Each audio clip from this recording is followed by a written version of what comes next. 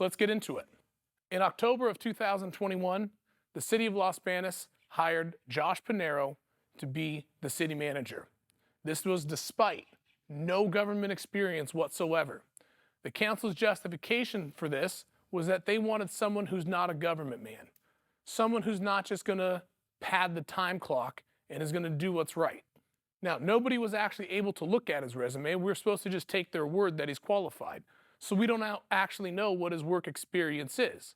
And this has been an ongoing problem that the city doesn't want to share any information with people. Now, as expected, he failed at his job.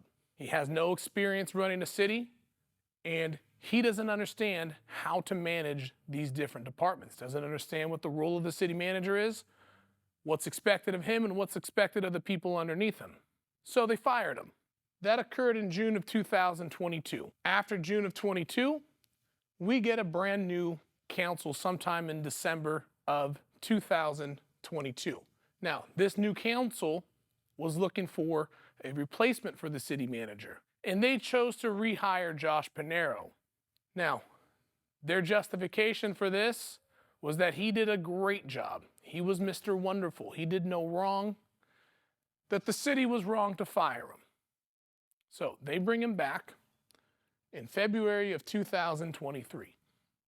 Not only was he rehired, but he was given $1.8 million out of the general fund, and nobody knows why.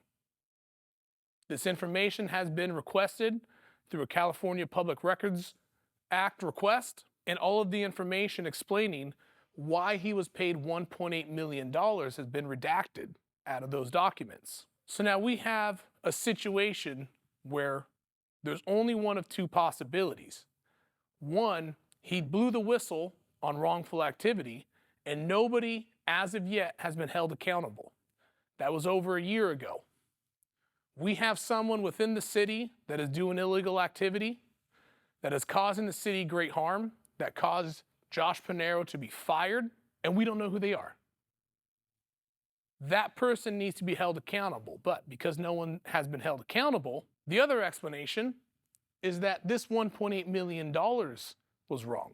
The way this $1.8 million came about was that Mr. Pinheiro had his lawyer send an email to the City of Los Banos, and the city completely folded.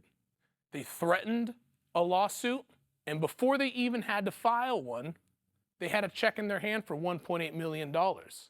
So the Los Banos taxpayers are on the hook for $1.8 million to this guy, instead of spending that money to improve the local community. The public deserves an answer what this $1.8 million was for.